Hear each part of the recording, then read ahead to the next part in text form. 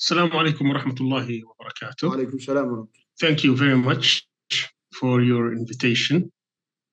I really appreciate it.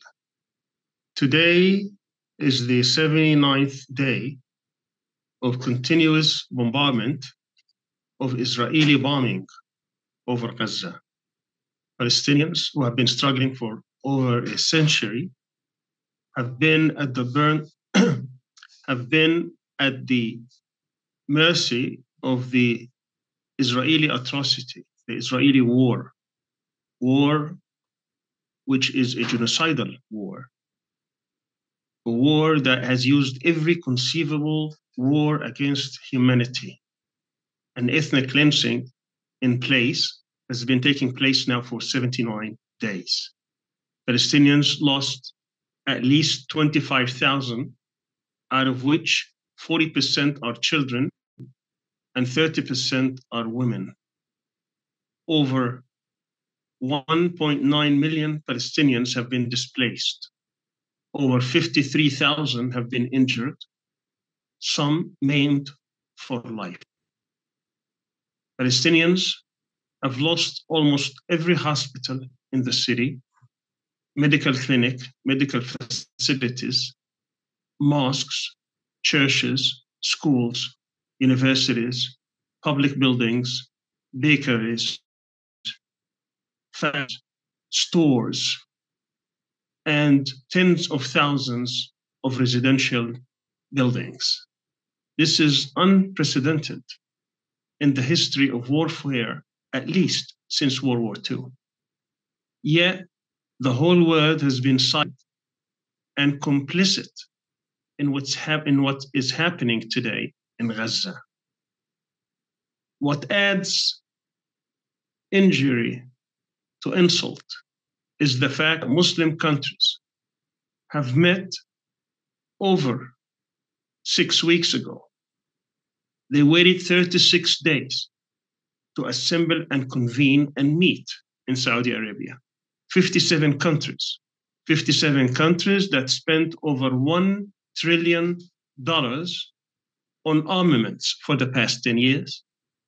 They have almost 5 million soldiers, 5,500 planes, over 22,000 tanks, tens of thousands of armed vehicles.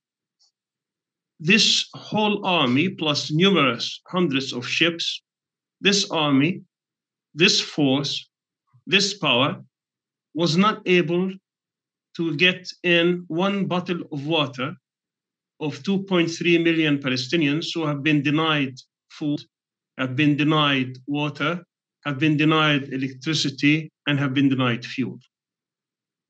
The question that needs to be asked today is why that is the case.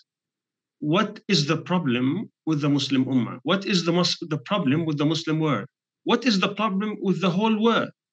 Where you see ethnic cleansing day after day, you see genocide day after day, people being killed, being targeted, children losing parents and parents losing children, whole families have been written off from the registry. And yet the world has not been able to do anything. And I'd say that the whole problem today with the Muslim Ummah that we really need to work on as NGOs, as organizations, as citizens, and also as institutions, as political parties, is to get rid of the foreign influence in our countries. The reason that Muslim countries could not move is because of this foreign influence. And that foreign influence has been going on now for decades. I come from a Palestinian family. My grandfather was born in Palestine in 1892. He was born as an Ottoman. He volunteered in the Ottoman army in 1915. We did not sell out Turkey or the Ottomans. We were part of that struggle. And after we were defeated, they simply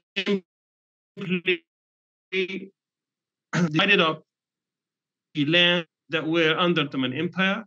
They are Muslim lands, and they gave it to a British mandate, which eventually handed it over to the Zionists, that what became afterwards as Israel.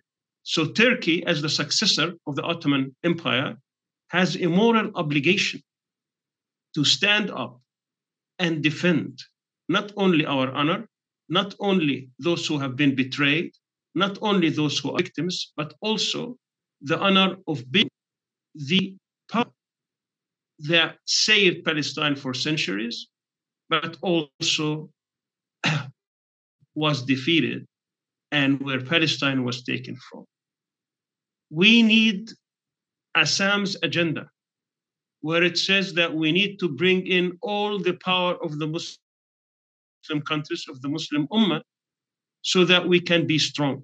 To do that, we need to be truly independent, to be truly sovereign, to really represent us ourselves and not to present foreign interests.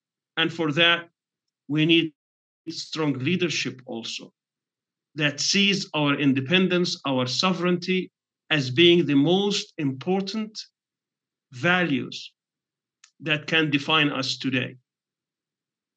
Turkey and other Muslim nations who are truly independent and who value their independence need to stand up this action in Palestine, need to stand up the Israeli war of genocide against the Palestinians, because they don't only target Palestinians. Palestinians are only the first targets. They don't want any Muslim country in the region to be strong. They don't want Turkey to be strong. They don't want Turkey to be prosperous. They do not want Turkey to be advanced. They do not want Turkey to lead in the Muslim world and across the world. Because for that to happen, that means they will have to be weak. That's how they think. And I believe that it is inevitable that we know that Zionism, this settler, colonialist, imperialist, supremacist, racist ideology that is ruling Israel today is incompatible with the rest of humanity and is incompatible with the values that Turkey upholds dear and also the whole Muslim Ummah holds dear. This is not a religious war. This is a war of aggression where the Palestinians are only the first victims, but they are not the last. So my appeal today is that for all honorable people, particularly in Turkey, that we stand up to what is right and that we assemble our power and take a stronger stand than simply what's taking place. Today, there are much trade going on between Turkey and Israel. That needs to stop. Over $6 billion of trade, that needs to stop. We cannot be supporters against our brethren in Palestine. I hope, inshallah, that the leaders of ASSAM and other NGOs will stand up and tell our leadership here in Turkey and across the Muslim world that we need to unite and that we need to stay strong. And we need to take strong stand against aggression, as well as to take a strong stand against foreign influence. We need to rid ourselves of this foreign influence. Thank you very much for listening, and I wish you a successful conference. Thank you very much. Thank you very much.